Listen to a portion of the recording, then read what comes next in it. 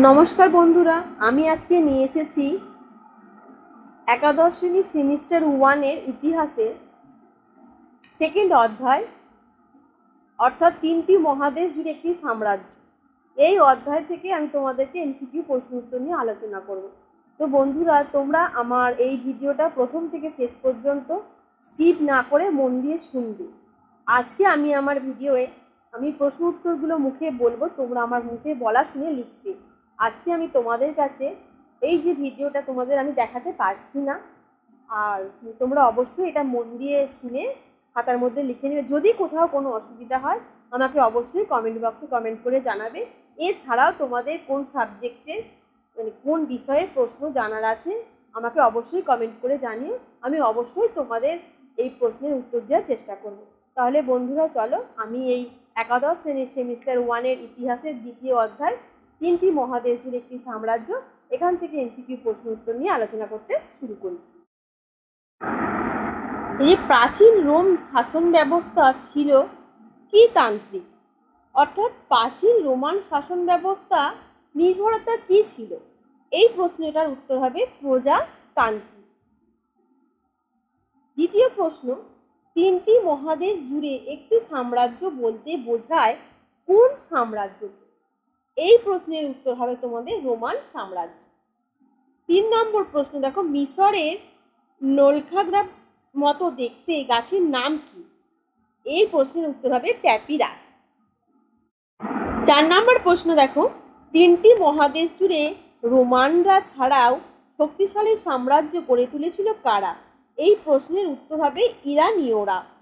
5 নম্বর প্রশ্ন দেখো, রোম এবং ইরান এই দুই দেশের সাম্রাজ্যকে একে অপর থেকে পৃথক করেছে কে? এই প্রশ্নটার উত্তর হবে ইউফ্রেটিস নদী।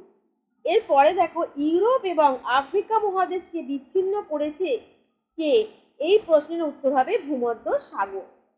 7 নম্বর প্রশ্ন, এটা শুনে নাও। 7 নম্বর প্রশ্ন হচ্ছে, প্রাচীন প্রজাতান্ত্রিক রোমে শাসন ব্যবস্থা নিয়ন্ত্রণ করত কে? এই প্রশ্নের জন্য উত্তর হবে সেনেট। এর পরের প্রশ্ন দেখো, প্রাচীন রোমান সাম্রাজ্যে সেনাবাহিনী ছিল কতজন? এই প্রশ্নের উত্তর হবে 6 লক্ষ জন। 9 নম্বর প্রশ্ন, প্রাচীন রোমান সাম্রাজ্যের প্রকৃত ক্ষমতা ছিল কার হাতে? এই প্রশ্নের উত্তর হবে সেনেটের হাতে। 10 নম্বর দেখো, প্রাচীন রোমান প্রজাতন্ত্রের সময়কাল কত ছিল? এর উত্তর হবে 509 থেকে 27 খ্রিস্টপূর্বাব্দ। 11 নম্বর প্রশ্ন, জুলিয়াস সিজারের উত্তরাধিকারী এবং দত্তক পুত্রের নাম কি ছিল? এই প্রশ্নের উত্তর হবে অক্টোভিয়ান। সেনেটের সদস্য পদের সময়সীমা কত ছিল? এই প্রশ্নের উত্তর হবে আজীবন। খ্রিস্টীয় 3য় শতকে রোমান সরকার আদায় করা রাজস্ব দিয়ে কি চালাতো? এর জন্য উত্তর হবে সৈনিকদের খরচ চালাতো। পরের প্রশ্ন, রোমান সম্রাট টাইবেরিয়াসের রাজত্বকালের সময়সীমা কত ছিল? এর উত্তর হবে 14 থেকে 37 খ্রিস্টাব্দ। 15 দেখো, প্যাট্রিসিয়ানরা ছিলেন কারা? এর উত্তর হবে রোমের লোক। 16 দেখো, ভূমধ্যসাগরের তীরে গড়ে ওঠা বিখ্যাত দাস সাম্রাজ্যের নাম কি ছিল? এর উত্তর হবে ডেলোস। 17 দেখো, রোমে পালিয়ে যাওয়া কৃতদাসদের কি বলা হতো? এর উত্তর হচ্ছে ম্যানুমিসিও। এর পরের প্রশ্ন কোন রোমান কৃতদাস তার প্রভুর প্রাণ রক্ষা করলে? মানে কোন রোমান কৃতদাস যদি তার প্রভুর প্রাণ রক্ষা করতো তাহলে তার ফল কি হতো? এর উত্তর হলো কৃতদাসটি দাসত্ব থেকে মুক্তি পেতে পারত। নেক্সট প্রশ্ন দেখো, নেক্সট হলো, এফিসাস ও ডেলোসাস ছিল রোমের বাইরে অবস্থিত দুটি দাস বাজার। এরপরে দেখো, প্রথম দাসযুদ্ধ হয়েছিল কোথায়? এই প্রশ্নের উত্তর হবে সিসিলিতে। কোন প্রাচীন সভ্যতায় দাসপ্রথা সংক্রান্ত নথিপত্র পাওয়া যায়? এর উত্তর হবে মিশর। কোথায় দাসপ্রথার অস্তিত্ব বেশি ছিল? এর উত্তর হবে রোম। প্রথম দাসপ্রথার কথা উল্লেখ করা হয় কোথায়? হামুরাবির আইন বিধিতে। এরপর দেখো রোমে দাসপ্রথার বিস্তারিত বিবরণ মেলে কোথায়? এর উত্তর হবে, এর উত্তর দেখো হচ্ছে ইলিয়াড মহাকাব্য ও ওডিসি মহাকাব্য। নেক্সট প্রশ্ন হবে রোমের উন্মুক্ত সুবিশাল স্টেডিয়ামকে কি বলা হয়? এর উত্তর হবে এরিনা। প্রাচীনকালে বস্ত্র অর্থাৎ ইরাকরা ছিল কিরকম? দাস বাজার। দাসদের মুক্তিদানের প্রধান নাম কি ছিল? ম্যানু মিসিও। রোমের ইতিহাসে দাস ব্যবস্থার কি নামে পরিচিত ছিল? এই প্রশ্নের উত্তর হবে প্যাট্রিসিয়ানরা। রোমের দাস যোদ্ধার নাম কি ছিল? গ্ল্যাডিয়েটর। নেক্সট দেখো গ্ল্যাডিয়েটর কথাটির অর্থ কি? তরবারিধারী বীর পুরুষ। রোমে দাস ব্যবস্থা দেখাশোনা করতেন কর্মচারীরা, তার নাম কি ছিল? তার নাম হলো কোয়েস্টার। রোমে দাস বিদ্রোহের নেতৃত্ব কে দিয়েছিল? এর উত্তর হচ্ছে স্পার্টাকাস। নেক্সট প্রশ্ন প্রাচীন রোমের মোট জনসংখ্যার অর্ধেক ছিল কারা? এই প্রশ্নের উত্তর হচ্ছে কৃতদাসরা। নেক্সট দেখো প্রাচীন রোমের অর্থনীতি প্রধানত ছিল কিসের উপর নির্ভর? দাসদের উপর নির্ভর। প্রাচীন রোমের ডিসেম্বরের মুক্তি অনুষ্ঠান ছিল কি উৎসব? দাসদের সামাজিক উৎসব। রোমের প্যাট্রিসিয়ানরা ছিলেন কিরকম শ্রেণীর লোক? অভিজাত শ্রেণীর লোক। রোমের প্লেবিয়ানরা ছিল কিরকম মানুষ? সাধারণ মানুষ। প্রথম কৃতদাস বিদ্রোহ হয়েছিল কবে? 135 থেকে 132 খ্রিস্টপূর্বাব্দে। দ্বিতীয় কৃতদাস বিদ্রোহ হয়েছিল কবে? 104 থেকে 100 খ্রিস্টপূর্বাব্দে। তৃতীয় কৃতদাস বিদ্রোহ হয়েছিল কবে? এটা 73 থেকে 71 খ্রিস্টপূর্বাব্দে। প্রাচীন রোমে হিংস্র পশুর সাথে গ্ল্যাডিয়েটর নামে লড়াই করে নামতেন কারা? এই প্রশ্নের উত্তর হচ্ছে কৃতদাসগণ। নেক্সট প্রশ্ন দেখো রোমান আইনসভার নাম কি ছিল? এই প্রশ্নের উত্তর হবে সিনেট। এর পরের প্রশ্ন শোনো, রোমান সাম্রাজ্যের প্রতিদিন দাসদের যে কাজ করানো হতো সেটা কত ঘন্টা করে? অর্থাৎ রোমান সাম্রাজ্যের প্রতিদিন দাসদের কত ঘন্টা করে কাজ করানো হতো? এই প্রশ্নের উত্তর হবে 16 থেকে 18 ঘন্টা।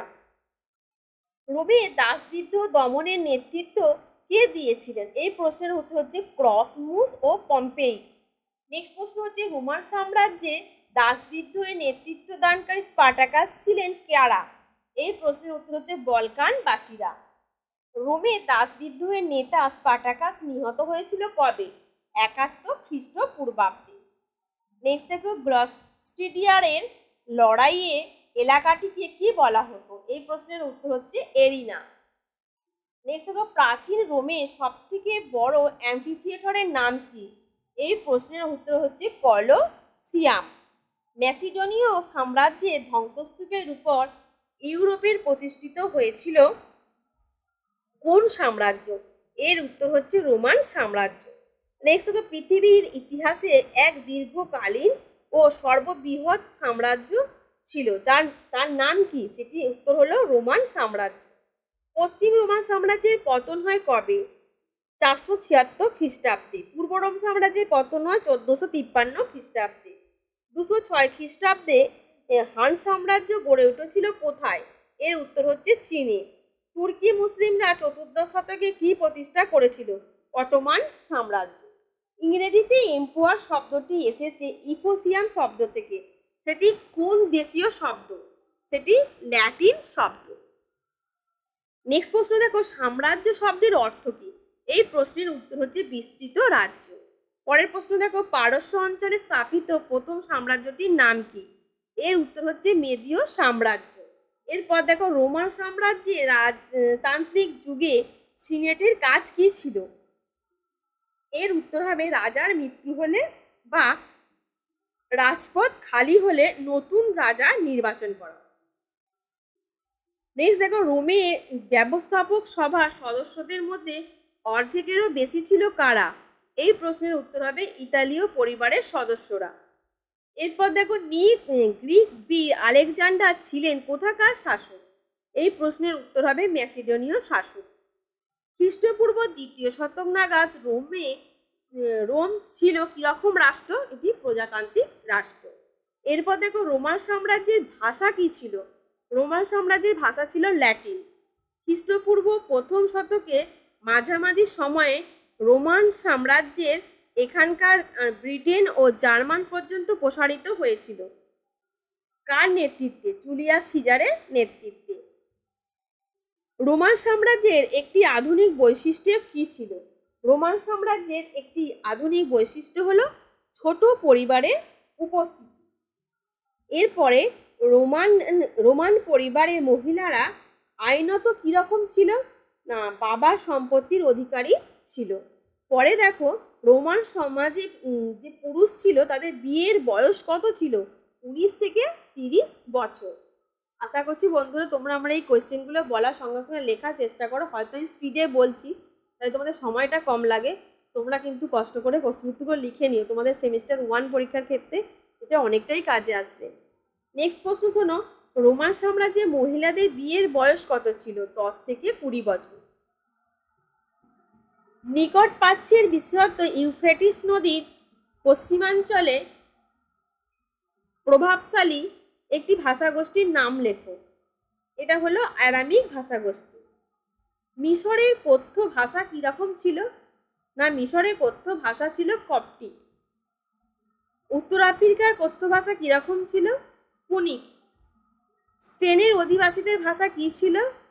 কেলেটিক।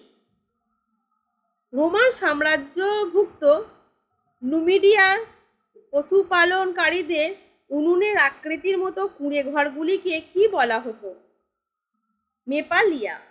রোমান সাম্রাজ্যভুক্ত স্পেনের উত্তরাঞ্চলে কেল্টিক ভাষী কৃষকদের গ্রামগুলির নাম কি ছিল? ক্যাস্টেলা।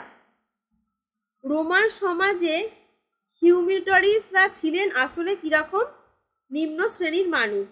রোমান ঐতিহাসিক তথা রাজদূত ওলিম্পিডোরাসের লেখা থেকে জানা যায় রোমের কুলীন পরিবারদের সম্পদ থেকে বার্ষিক আয় কত ছিল? এর উত্তর হবে 4000 পাউন্ড সোনার সমান। প্রথম দিকে সাম্রাজ্য বিস্তারের অন্যতম উদ্দেশ্য কি ছিল? এর উত্তর হবে সম্পদ লুণ্ঠন।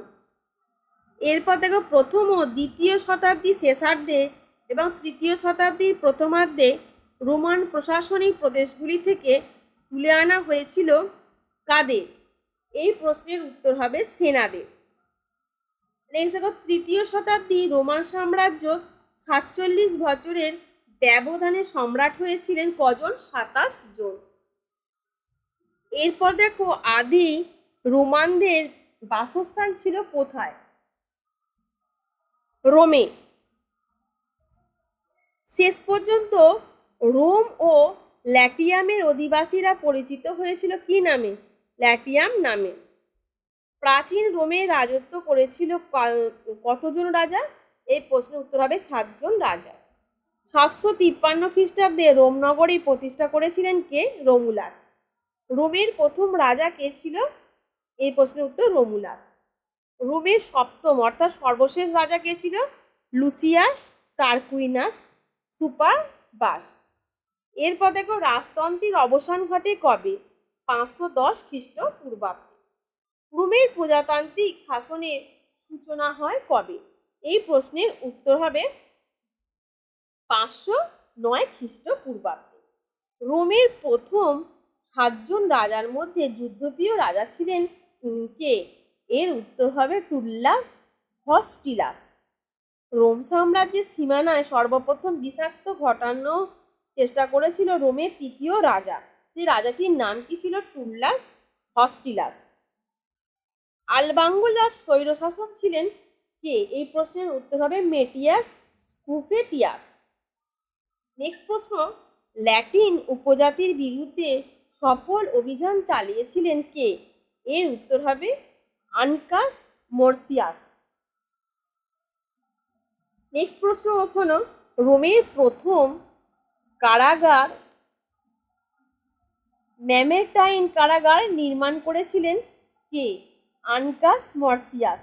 রোমের পঞ্চম রাজা লুসিয়াস টারকুইনাস পিসকাস রোমান সাম্রাজ্য বিস্তারের লক্ষ্যে ল্যাটিন নগরী নাম কি ছিল? অ্যাপিলোইক অধিকার করেছিলেন। রোমের প্রথম মুদ্রার ব্যবহার প্রচলন ঘটান কে? সার্ভিয়াস টিউলিয়াস। যুদ্ধ এবং পৌর নিগমন বিষয়ে রোমান প্রতীকের প্রচলন ঘটান কে? Lucius Tarquinius প্রিসকাস। রোমের প্যাট্রিসিয়ানদের আপত্তি উপেক্ষা করে নিম্ন শ্রেণীর ভোটাধিকার সম্প্রসারণ করেছিলেন কে? সার্ভিয়াস টিউলিয়াস। রোমের সেনেটদের ক্ষমতা সংকুচিত করেছিল কে? Lucius Tarquinius সুপারবাস। রোমান সম্রাট অগাস্টাসের শাসনকালে রোমান সাম্রাজ্যভুক্ত ইটালির 7.5 মিলিয়ন জনসংখ্যার মধ্যে কৃতদাস ছিল কতজন? 3 মিলিয়ন। প্রাচীন রোমান সাম্রাজ্যের একজন ঐতিহাসিক ছিলেন স্ট্যাসিটাস। রোমান সাম্রাজ্যের প্রথম শতাব্দী থেকে কৃতদাসদের সংখ্যা কমে যাওয়ার কারণ কি ছিল? অন্য দেশ থেকে কৃতদাসদের সরবরাহ কমে যাওয়া। নেক্সট, রোমান সাম্রাজ্যের বিভিন্ন সরকারি নির্মাণ কাজে স্বাধীন শ্রমিকদের ব্যবহার করা হতো, তার কারণ কি ছিল? দাস শ্রমিকদের নিয়োগে ব্যয়বহুল ছিল। তাহলে বন্ধুরা, আজ আমি তোমাদেরকে এই যে 3টি মহাদেশ জুড়ে একটি সাম্রাজ্য এই অধ্যায় থেকে টোটাল 100টা এমসিকিউ নিয়ে আলোচনা করে দিয়েছি। এই প্রশ্ন উত্তর একদম তোমরা অবশ্যই এগুলো খাতার মধ্যে নোট করে নেবে, নোট করে মুখস্থ করবে। নেক্সট ভিডিও আমি এই অধ্যায় থেকে আরও 100টা এমসিকিউ প্রশ্ন উত্তর নিয়ে আলোচনা করব। আজকে এই পর্যন্তই, আবার দেখা হবে পরবর্তী ভিডিও। ধন্যবাদ।